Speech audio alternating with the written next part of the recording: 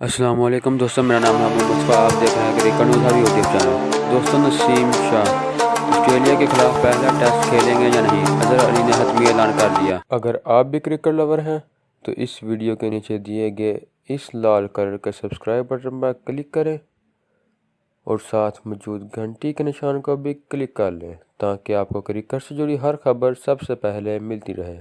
دوستوں، Pakistani cricket team کے test کپتان اظہر علی نے برسبن میں پریس کانفرنس کرتے ہوئے کہا کہ مجھے کوئی وجہ نہیں نظر آتی کہ ہم آسٹریلیا کو نہیں ہرا سکتے۔ آسٹریلیا میں اعتماد کے ساتھ اچھی کرکٹ کھیلنے آئے ہیں۔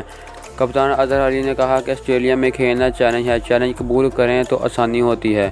انہوں نے کہا کہ آسٹریلیا ہر طرف سے سخت مقابلے کے لیے آئے گا، ہم بھی جواب دینے کے لیے تیار ہوں گے۔ اظہر علی کا کہنا تھا کہ مصباح الحق 7 برس کپتان رہے، ان کی سوچ اور آئیڈیاز کا سب کو فائدہ ہوگا۔ نسیم شاہ کو سینٹرل پنجاب کی طرف قذافی اسٹیڈیم میں نیٹس پر دیکھا، نسیم نے نیٹس پر سب کو متاثر کیا۔ کپتان اظہر علی نے کہا کہ نسیم شاہ نے میرے ساتھ ڈومیسٹک کے 4-5 میچز کھیلے۔ انہوں نے کہا کہ نسیم شاہ مہارت اور ٹیمپرامنٹ کے ساتھ بولنگ کرتے ہیں۔